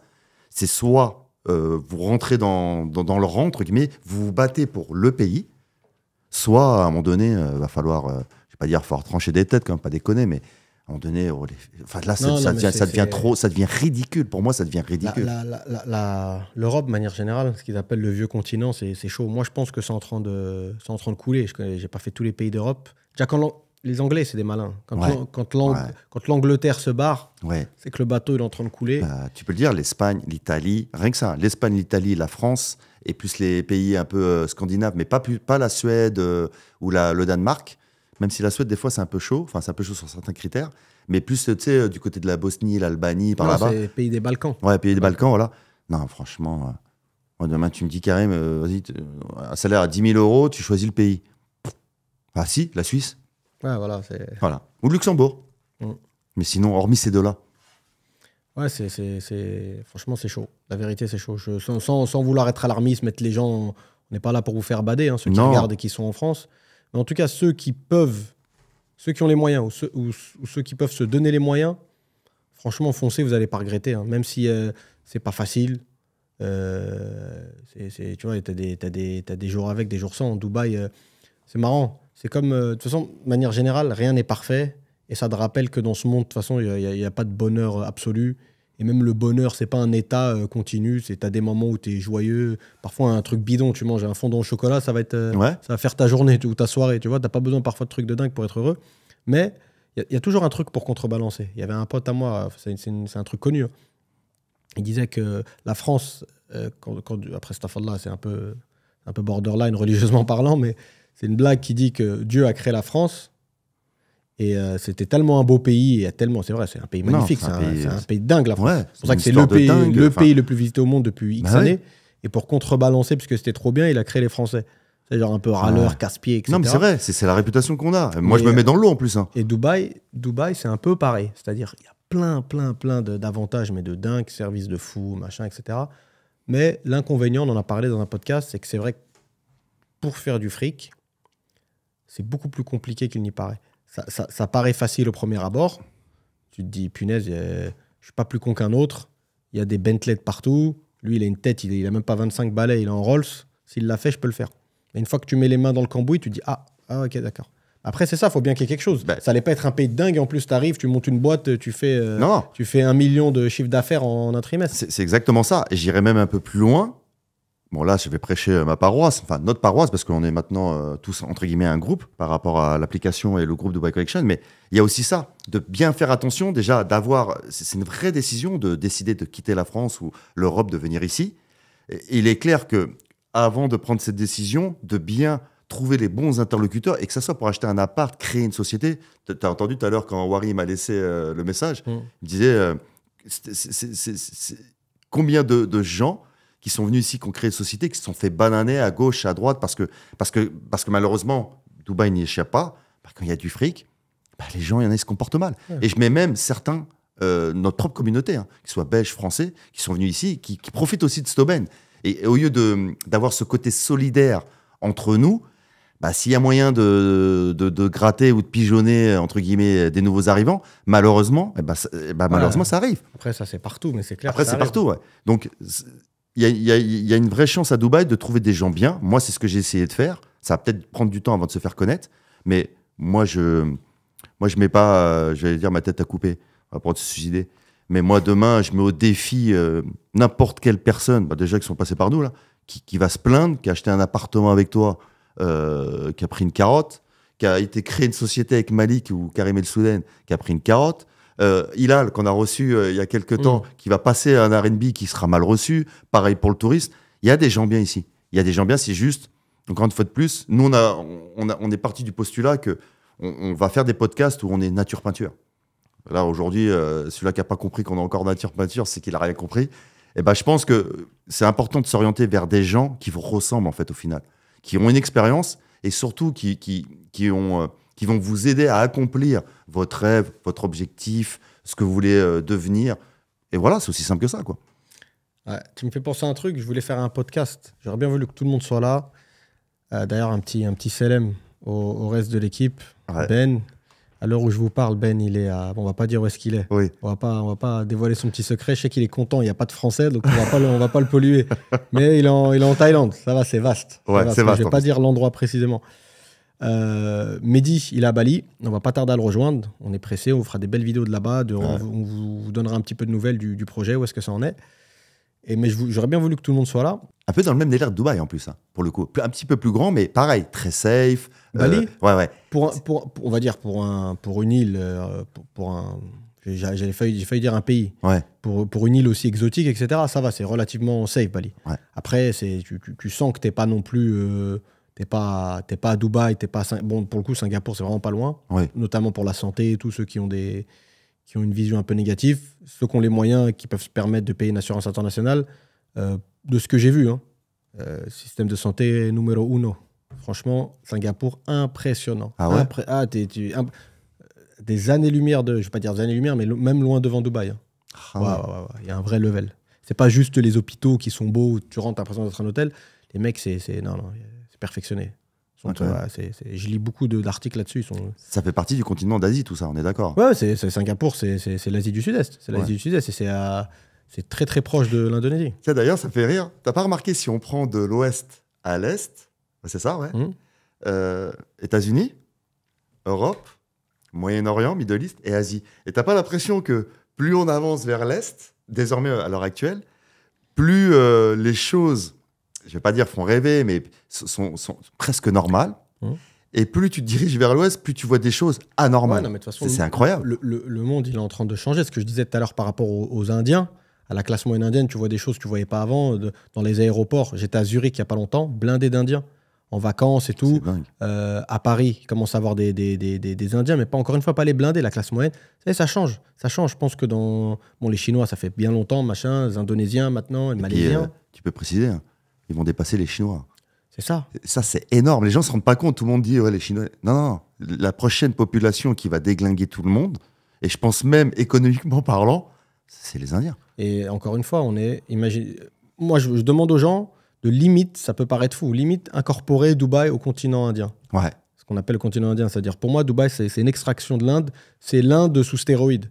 C'est l'Inde. Les Indiens, quand ils arrivent ici, en fait, il n'y a aucune raison pour un Indien qui a du fric de ne pas avoir une propriété à Dubaï. Je te dis, il n'y a pas l'équivalent. C'est comme si nous, on allait en tant que Français, on allait dans un pays. Bon, après, les Français, ils n'aiment pas rencontrer trop de Français, mais on est dans un pays où on se sent comme à la maison, mais vraiment comme à la maison. C'est comme si, t'imagines, on va dans un pays en tant que Français, même en tant que Maghrébin, de ce que tu veux, et t'arrives, et c'est nous, la population numéro 1 en termes de population. Tu vois exactement. Rien que ça, c'est incroyable. Je sais même pas où est-ce que ça existe. Mais ouais, t'as raison. Hein, mais je crois que ça n'existe pas. Nous, où on est, même le Canada. Ouais, tu vas à Marrakech, c'est blindé de Français, mais t'as pas encore. Tu sens quand même. T'es au Maroc. Exactement. Tu vois, tu le ressens. Ouais, voilà. Un mec qui arrive à, je sais pas moi, à Dera, il passe 6 mois à Dera, mais il croit vraiment qu'il est en Inde. Il est chez lui, quoi. Ouais, il croit vraiment qu'il est en Inde, tu vois. Sauf que c'est beaucoup plus propre. Sanitairement parlant, c'est 100 fois mieux. Ouais. Tu vois, l'Inde, c'est technique. Hein. C'est spécial. Non, l'Inde, c'est vrai. Limite, tu respires l'air, tu peux te manger une diarrhée. C'est chaud, c'est vrai. Tu vois, ça, c'est vrai. Donc, et d'ailleurs, c'est peut-être aussi pour ça, d'ailleurs, tu as raison, pour ça, je te dis, que cette immigration se fait de plus en plus. Et pourquoi ils choisissent Dubaï? Après, il y a peut-être aussi certains pays, continents d'Europe, mais c'est vrai que Dubaï, les mecs, ils arrivent en masse, quoi. Ils arrivent en masse, et ils sont au top, ils sont trop contents. En fait, ils ont l'impression de ne pas avoir voyagé, mais ils ont voyagé à la fois. C'est un truc de dingue. Il n'y a pas... Encore une fois, dans les commentaires, dites-nous si vous pensez qu'il y a un équivalent ailleurs, dans un autre pays. Je réfléchis depuis tout à l'heure, mais je ne crois pas. Et je te dis, et en plus, les gens... on va se parler clairement. Quand tu parles de diaspora, diaspora puissante, qu'est-ce qui revient? C'est les feuges. Oui. Diaspora libanaise. Ah oui, puissante. T'as qui d'autre? Dans certains pays, les Arméniens. Mais tu vois, très peu de personnes te parlent des Indiens. Alors que les Indiens, c'est une des diasporas les plus puissantes. Sauf que c'est des gens discrets, ils font pas de bruit, les gens se foutent un peu de leur gueule avec leur accent, machin, truc. C'est pas des gens avec leur film, leur Bollywood de 3 heures, où le mec il se fait tirer dessus, il danse, il esquive une balle, tu connais. Mais c'est une diaspora. Tu sais qu'en Amérique, 30% des médecins sont d'origine indienne. Je vous invite aussi à regarder, allez sur Google, tapez la liste des Indiens CEO dans les plus grandes entreprises. Mais tu vas être choqué. De Google, la liste, elle est longue, elle s'arrête pas. Harvard, tout ce qui est Silicon Valley, les hautes technologies, ils sont beaucoup aussi dans les pierres précieuses. D'ailleurs, toi qui les as un peu côtoyés, parce que ça peut être un élément intéressant aussi pour les gens qui vont nous regarder. Comment tu les définirais, je dirais, tu sais, on pourrait définir le français, râleur, l'arabe, ce que tu veux, le black, le chinois, mais eux, toi qui tu les as plus côtoyés que moi, parce que moi je parle pas, j'ai pas un anglais de fou. Donc c'est vrai que moi ça me met une barrière entre guillemets. À part pour lui demander du riz tandoori bien sûr. Ça c'était c'était la petite blague quand même. Toi comment tu les définirais, toi qui les as côtoyés Après franchement j'ai pas. C'est comme chez nous, il y a un peu de tout ou... J'ai pas l'arrogance de dire que je maîtrise le sujet, je les connais aussi bien. La seule chose que je peux dire c'est que c'est vrai qu'il y a une différence de malades déjà en fonction de quelle région ils viennent. Ah ouais, c'est vrai. Oui, c'est vrai. T'as les mecs de Jaipur, t'as les mecs de Mumbai, t'as les mecs de Kerala qui sont en grand nombre ici. Beaucoup de gens du Kerala sont à Dubaï. C'est une région d'Inde qui est très jolie en plus. Une fois, je voulais visiter. C'est le seul coin qui m'avait attiré un peu en Inde. Ça ressemble à Ubud pour ceux qui connaissent. À Bali, c'est très jungle et tout. Bref. Et après, t'as pareil, même dans la diaspora, tu vois les Anglais, certaines familles d'Angleterre. Pareil, l'Angleterre. Bon, tu as des Indiens qui habitent dans les cités et tout, mais tu as une élite. Déjà, le maire de Londres, c'est un d'origine pakistanaise. Oui, pakistanais. Maintenant, le président, enfin, ils n'ont pas un président, ils ont un premier ministre. Oui. Premier ministre anglais et d'origine indienne, et d'une famille hyper puissante, super blindée. Tu vas à Oxford, c'est blindé d'Indiens. Tu vas à la City, Ben pourra, j'aimerais bien avoir le retour de Ben là-dessus. Ben, il y a travaillé, il y a vécu. Canary Wharf, à la City, à Londres, c'est blindé d'Indiens. C'est blindé d'Indiens. C'est les mecs, c'est des matheux, machin. Pour moi, c'est une diaspora élitiste, mais en fait, ils ont... discrète. Voilà. Et c'est ça qui veut dire qu'ils sont encore plus forts, parce qu'ils ne se font pas remarquer. Ouais. Et au Canada, ils sont très puissants. Et encore une fois, on en revient à quoi? Tous ces gens-là, moi j'en connais plein. Malheureusement, ils n'ont pas tous closé avec moi, mais il y a beaucoup de deals qui se font, d'achat immobilier à Dubaï, d'investissement par des Indiens vivant à l'étranger, en Afrique du Sud. Communauté très puissante en Afrique du Sud d'Indiens, tu vois. Et eux, après, je ne connais pas les rentas et tout en Inde, mais une fois, j'avais parlé avec un Indien qui était de Toronto, et il m'a dit que pour lui, en fait, Dubaï, c'était une évidence. Il n'y a même pas, si tu veux, il y a même pas le survendre. Tu sais, pour eux, c'est une évidence. C'est comme à l'époque, le vieux retraité parisien qui allait s'acheter à sa retraite, qui partait dans le sud de la France. Bah, c'est pareil, l'Indien qui est dans tel ou tel pays, bah, quand il a des sous à investir pour de l'immobilier, il vient à Dubaï. C'est aussi simple que ça. Je rigole tout seul parce que tu connais le sketch d'Alban Ivanov. Là, ça va bien. Bah, quand il dit il est arrivé comme un pélican. Et là, en fait, c'est exactement ça. Les mecs, ils arrivent comme des pélicans. Tu les vois pas arriver. Ouais. À défaut de tacler au niveau de la carotide, eux, ils taclent même pas. Tu les vois, ils arrivent. Après, attention, ils sont durs en affaires. C'est ce qu'on m'a dit aussi. Ben pourra témoigner, ils sont très durs en affaires. Même le mec, tu le vois, il arrive dans la dernière Bentley Mulsanne et le mec, il lâche rien, même pour un demi-dirham. Parfois, si t'es nerveux, accroche ta ceinture. Hein. Ils sont durs en affaires. Mais après, c'est ce qui fait leur réussite. Hein. Ils sont durs en affaires. Globalement, je sais, c'est pas des gens agressifs, c'est des gens, tu vois, peaceful. Je sais pas si ça vient de leur religion ou de choses comme ça, mais ils sont globalement tranquilles. Après, ils ont d'autres codes. Si t'es pas habitué, c'est bizarre. Ils ont pas un truc tout con. Ils n'ont pas le même rapport à l'espace. Ça veut dire, t'es dans la queue à la banque, un Indien, tu vas sentir le souffle, sa respiration dans la nuque. Toi, tu te retournes, tu veux le balayer tout de suite, mais tu vois bien sa tête, pour lui, il a rien fait de mal. Ouais, c'est vrai. Il a rien fait de mal, tu vois. Tu fais truc, il te fait un petit sourire, il bouge sa tête. L'écologie aussi, je crois. Ils jettent des papiers. Ouais, c'est vrai. C'est vrai, hein. Non, c'est vrai, ça. Mais... Donc ouais, franchement, Dubaï, ne serait-ce qu'avec la communauté indienne, Dubaï a de beaux jours devant elle, vraiment. Et pour revenir à tout à l'heure, je me suis coupé moi-même, pour le coup, je suis dérivé sur autre chose. Quand je disais que j'aurais bien voulu faire un podcast avec toute l'équipe par rapport à un sujet, tu l'as effleuré. Quand tu disais qu'il faut... Je suis revenu, j'ai fait un Back to the Future, j'ai fait un retour en arrière. C'est du one-shot. Quand tu disais... Je trouve que c'est un sujet grave intéressant, ça. Et encore une fois, je suis sûr, on va pas être d'accord là pour ce coup-là. Tu disais que toi, c'est important pour les gens qui veulent s'expatrier, trouver des partenaires solides, des gens bien, qui vont les accompagner. Mais après, en tant qu'entrepreneur et chef d'entreprise, machin, je ne vais pas dire que c'est un choix compliqué, mais après, franchement, si c'est compliqué. Parce que moi, je me suis aperçu pour l'avoir fait. Après, au bout d'un moment, il faut se poser la question entre la réputation, enfin l'accompagnement, machin, qui va te ramener une réputation. Ouais. Et après, au bout d'un moment, gagner sa vie. Les impératifs financiers. Parce que moi, de ce que je vois, hein, je ne te dis pas que les deux, il faut les dissocier absolument, mais au bout d'un moment, il y a une cassure. Tu peux pas. Si tu es trop dans l'accompagnement, trop dans le social, t'accompagnes, tu peux pas. Moi, ça m'est déjà arrivé. Parfois, j'étais gêné. C'est des familles, c'était un peu en galère. Tu les rattrapes en vol. Ils ont acheté chez la mauvaise personne. Bref, ça s'est mal passé depuis le début. Tu rattrapes. Mais après, au bout d'un moment, tu peux plus... Là, tu viens de... Regarde, tu viens de donner la solution. Tu dis, on rattrape. Non, mais même au début. Moi, j'ai créé ce que j'ai créé, Dubai Connection, c'est pas pour rattraper. Justement, c'est parce que j'ai vu que, en plus, toi, le premier, je t'ai déjà vu, même Malik, rattraper des conneries que d'autres ont fait. Par pure. Rien à gagner, par pure gentillesse. Bah, moi, à partir du moment où je me rappelle d'un cas de figure, c'était avec toi, il y a un avec Malik. Il me contacte. Il voulait prendre un appart. Je sais pas ce qui se passe. Il est passé par quelqu'un d'autre. Donc, il a bien vendu du rêve là, sur les réseaux. Il me recontacte pour dire j'ai un problème. Et j'ai eu le même cas de figure aussi pour la création de société. Pour pinailler sur 2000, 3000 dirhams, sur 700 €. J'ai dit regarde, quand tu m'as contacté, je t'ai dit, moi, Karim Bouazza, fondateur de cette application et du groupe, passe par Abdel et passe par Malik. Je t'ai dit ça. Il dit oui. Je t'ai dit, c'est des gens de confiance. Il m'a dit oui. Je dis, pourquoi tu l'as pas fait? Ah, parce que, regarde, je dis, regarde, me trouve pas d'excuses. Je vais quand même essayer de voir, mais à un moment donné, c'est compliqué. Par exemple, je sais pas comment c'est réellement dans l'immobilier quand il faut aider, mais je sais que c'est compliqué. Mais je sais que, par exemple, quand tu veux créer une société, tu as commencé avec un mec, et pour rechanger de l'autre, mais en fait, en gros, tu vas payer le double de ce que tu as voulu économiser. J'ose même pas imaginer.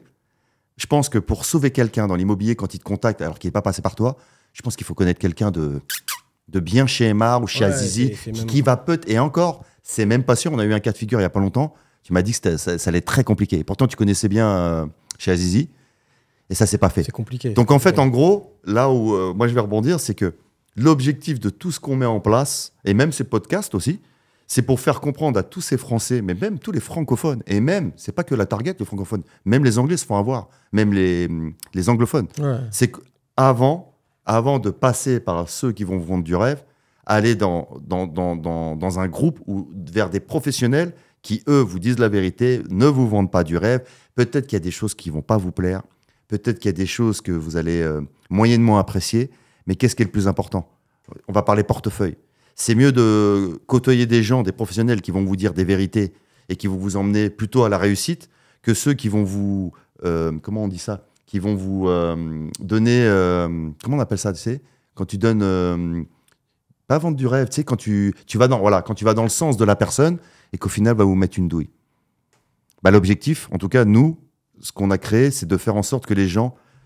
Bah, la cassure, elle va se faire ici, en fait. Tu auras le choix d'aller soit avec ce que tu as entendu, soit avec ce groupe-là. Le choix sera vite fait. C'est juste une question de communication, c'est juste une question de retour. Mais ça se fera quoi qu'il arrive, j'en suis persuadé. Parce qu'au final, et c'est pas moi qui le dis, c'est Hervé Serrol, pour ceux qui le connaissent ici à Dubaï, pour le coup, mais même un peu en France, c'est un élu des Français à l'étranger. Quand je l'ai rencontré la première fois, il m'a dit, Karim, tu sais pourquoi ça va marcher, ça va prendre du temps, parce qu'il va falloir mettre en place, mais pourquoi ça va marcher? Parce qu'à Dubaï, il y a une réelle demande et il y a un réel besoin de trouver des gens fiables. Et qui plus est pour la communauté francophone. Pourquoi? Parce que nous, les francophones, bon, je ne vais pas employer le mot en arabe, mais je vais dire qu'on est des ânes. Pourquoi? Parce qu'on ne parle pas... Un Anglais, il a le choix d'aller voir un Arabe qui parle anglais, un Français qui parle anglais ou un Anglais qui parle anglais. Nous, les Français, à part voir des Français, on ne peut rien faire. Donc tu peux te retrouver avec un mec, un Anglais, avec ton petit Anglais, il va commencer à t'emmener à gauche, à droite, après c'est foutu. Nous, on n'a pas ce truc de cultiver les langues. À part, on n'est pas réputé pour être bon en langue. Et donc, on est obligé d'aller voir des francophones. Donc, si tu as la chance de tomber sur un bon francophone, ça va bien se passer. Mais si tu tombes sur un mauvais, tu fais comment? Et toi, tu as déjà les deux secteurs, pour moi, le tourisme, ça va, franchement. Enfin, ça va. Pour moi, vraiment, les deux secteurs où c'est vraiment, vraiment, vraiment problématique. Et là, on ne parle pas de... Déjà, l'immobilier, c'est un investissement à vie. Il faut être honnête. C'est clair. Même créer une société, tu peux vite te retrouver dans le rouge, mais très très vite, dépenser des ronds de fou. Bah, c'est marrant, mais c'est les deux créneaux où c'est là où il ne faut pas te tromper d'interlocuteur. C'est clair. En résumé, c'est pas parce que... en résumé, je vais être cash, c'est pas parce que vous voyez... comment dire? C'est pas parce que vous voyez la même personne ou les mêmes personnes sur les réseaux sociaux à payer à coups de pub, machin, entre guillemets, d'être inondés, que ce soit les meilleurs. C'est un leurre. En plus, on en parlait encore ce matin, où il m'expliquait que de temps en temps, c'est bien, par exemple, pour vendre un appartement, si t'es... Non, après, franchement, Karim, moi, je te dis la vérité. D'ailleurs, au petit passage, je passe un salam à Abdel Jalil. Très belle rencontre, Abdel Jalil, lui et sa famille, justement. J'ai pensé à lui quand c'est une personne qui avait une petite galère et on s'est rencontrés sur son trajet, on va dire. On s'est mis sur son trajet. Mais bonne rencontre. Et je sais qu'il regarde souvent, donc je passe un petit salam. De pas surjouer, je veux dire. En fait, là où on discutait, on a des débats de fou avec Abdel. Et c'est vrai qu'on est des fois pas d'accord, mais des fois on est d'accord. Je trouve que des fois, ce qui m'énerve profondément, on a l'impression que plus le professionnel va surjouer, va montrer des choses qui ne sont pas forcément réelles. Pourquoi? Pour soi-disant la pub, entre guillemets, montrer que ceci, cela. Bah, souvent, les gens se font avoir. Alors que moi, je trouve que, en résumé, plus la personne est authentique, plus elle sera crédible. Pour moi, moins elle est authentique, il faut se poser des questions. Il y a anguille sous roche.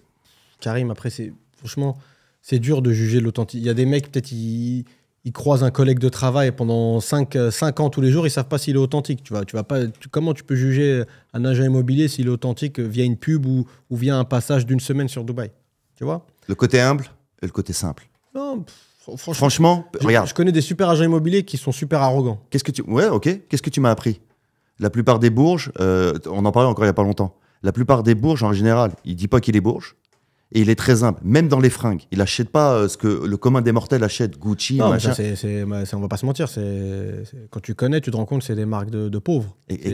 Voilà, exactement. Il y a des gens, je pense, ils vont être fous quand ils vont t'entendre dire ça. Désolé, les gars. Mais c'est la vérité. Et en plus, toi, tu es aficionados, entre guillemets, de la marque. Tu connais. Et tu as côtoyé des gens qui savent utiliser la vraie marque.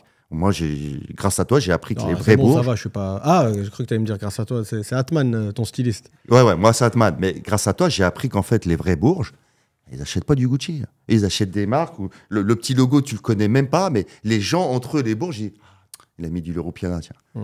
Pas mal et tout. Bah, moi, je trouve que dans le business, c'est pareil. Quand le mec montre trop, bah, je trouve que c'est pas... Ça me fait penser, par exemple, souvent, tant pis, là, je vais pas me faire des amis, mais aux traders aussi. Il y en a beaucoup, tu sais, ici, que ce soit dans l'or, dans le Bitcoin, machin, qui te font voir un lifestyle, tu sais, qui aiment bien te montrer un lifestyle, et j'ai acheté ci, j'ai acheté ça, machin, nanana. Je me suis toujours posé la question. Je pense qu'il y en a, oui, ils font vraiment de l'argent et tout. Mais au final, je me dis, sur la proportion, je pense qu'il y en a quand même beaucoup. Tu veux dire, ou qui montrent, parce qu'en fait, c'est ça qui est fort, c'est que les gens ont besoin de rêver. On avait fait un podcast là-dessus. Mais c'est bien de rêver, mais tu peux rêver avec une certaine authenticité, avec une certaine réalité, avec un certain pragmatisme. Et ben c'est pareil quand tu vas choisir un professionnel, renseigne-toi un peu sur lui, essaye de voir s'il te dévoile un peu qui il est. J'ai pas dit forcément intimement, mais plutôt humainement et professionnellement. Et voilà, une fois que les cases sont cochées, voilà, tu y vas et roule les jeunesses, c'est aussi simple que ça. C'est aussi simple que ça. Ouais, c'est compliqué ce genre de débat parce que il y a des gens, humainement, ça peut être des merdes et au final, son boulot, il arrive à dissocier son boulot, il le fait bien. Eh ben, je préfère ça. Eh ben, je préfère un mec qui, au début, va être... Tu vas sentir qu'il est un peu nerveux, un peu cela, mais le mec, au moins, c'est cash. Il va dire, écoute, c'est ça. Non, ça sera pas 2 ans, il va y avoir du retard. Ça sera sûrement plutôt compte sur 3 ans. Tu vois, encore une fois de plus, qu'il va pas aller forcément te brosser dans le sens du poil. Tu sais, absolument... Vas-y, signe une commission. Je sais plus c'est dans quel film, là, c'était une référence, c'est dommage, je l'ai oublié, là, elle est partie. Où le mec, il attend qu'un truc, c'est vas-y, signe. Tu vois, signe le papier, et après, ça c'est tous les métiers de la vente. Tu as le fameux, comment on appelle ça, l'archétype du vendeur de bagnole, vendeur de voiture, genre. Ouais. Attends, j'ai dit bagnole. Je commence à me faire vieux. Oh là là. Expression de ringard. Je te jure. Bref, et après, dans tous les métiers de la vente, surtout quand tu es amené à être payé à la commission. Mais après, pareil, tu veux travailler de façon... Nous, on l'a fait. Tu sais pourquoi moi, j'ai un recul par rapport à ça, sans faire l'ancien, c'est que nous, on l'a fait. Tu veux travailler de manière classe, sans pousser, sans rien du tout. Et, toutes les ventes, après, au bout d'un moment, toutes les ventes, elles te passent sous le nez. Tu es obligé d'être pushy. C'est malheureux. C'est le marché qui fait que... Et les gens, il faut savoir que les gens, ils sont pas forcément à l'image que tu te fais d'eux. C'est-à-dire, tu te dis, mais attends, le mec, c'est gros comme une maison, il va pas. Eh ben non, le mec, il y va. Il y a beaucoup de gens, ils sont sensibles à ça. Ils sont sensibles au, rentre dedans, vas-y, achète, t'inquiète pas, machin. Et toi, t'arrives, tu fais le mec, non, écoute, pas de pression. Il y a quelques personnes qui vont être sensibles à ça, d'autres, tu le perds, le client. Je suis honnête, tu le perds. Ouais. Après, il y a de tout, mais on pourra... Sur du long terme, en tout cas, sur le long terme, je suis d'accord avec toi. Sur du court terme, je suis d'accord avec toi, pour le coup, tu vois, j'allais te le dire. Ah ouais, bien sûr, tu veux du fric, tu vas pusher. Mais la vision que moi j'ai du business, et d'ailleurs j'ai entendu c'est Oussama Hamar, c'est ça ? Oussama Hamar, voilà, ouais. Qui le dit souvent. Beaucoup qui sont dans le business, ils regardent. D'ailleurs, pourquoi les business haram, quand on dit haram, c'est malsain. Pourquoi ils durent 1 an, 2 ans ? Parce que les mecs, comme tu dis, ils pushent à fond, ils récupèrent les thunes, ils mettent tout le monde en galère, après ils repassent à un nouveau business. Non, mais ça, Alors que sur du moyen long terme, quand tu vois un business là on parle de 5, 10, 15, 20 ans. Un visionnaire, pour moi, c'est le mec qui a compris que ça va être dur au début. Ça, c'est vrai. Ça va être dur. Il va falloir avoir la patience. Mais par contre, quand ça va partir, c'est pendant 15 ans, tu es tranquille. Ouais, je l'ai vu ce short, je crois. Il dit qu'au début, il y a beaucoup de gens qui s'inquiètent pour l'avenir, mais au début, ils s'inquiètent pas, ils sont trop optimistes. Alors, selon lui, il faut faire le contraire. Il faut s'inquiéter au début et être confiant pour l'avenir. Exactement. Anthony Bourbon, tu sais, celui-là qui est dans le Qui veut devenir mon associé sur M6, il te le dit. Au début, si tu commences à vouloir avoir de l'attention des gens, tes partenaires, ta famille, tout ça, ne t'attends à rien en fait. Quand tu as une vision, et surtout quand tu veux avoir une vision sur le long terme, c'est le début qui va tout déclencher. Tu vas avoir le choix de te dire, bah vas-y, je vais forcer pour faire les ventes de suite pour prendre mon pognon, mais à un moment donné, il va y avoir le retour du bâton. Alors que si tu restes focus sur ta vision des choses, ton ADN, à un moment donné, ça va mettre plus de temps. Mais par contre, après, sur moyen et long terme, tu te frises les moustaches. Les gens ont confiance en toi, tes partenaires ont confiance en toi, le public a confiance en toi. Après, ça vient, mais c'est toi qui m'avais dit, le plus dur dans l'immobilier, c'est la première vente. Ouais. Après, c'est comme si tu ouvrais un robinet. Mais là, c'est même plus un robinet, là, c'est le barrage qui a sauté. Moi, je te le dis direct. En tout cas, c'est comme ça que je le vois. L'optimisme légendaire de Rimka. Et donc, en résumé, continuez à nous... Voilà, vous voulez acheter des appartements ou aller en vacances avec d'autres, allez-y, moi, ça me pose aucun problème.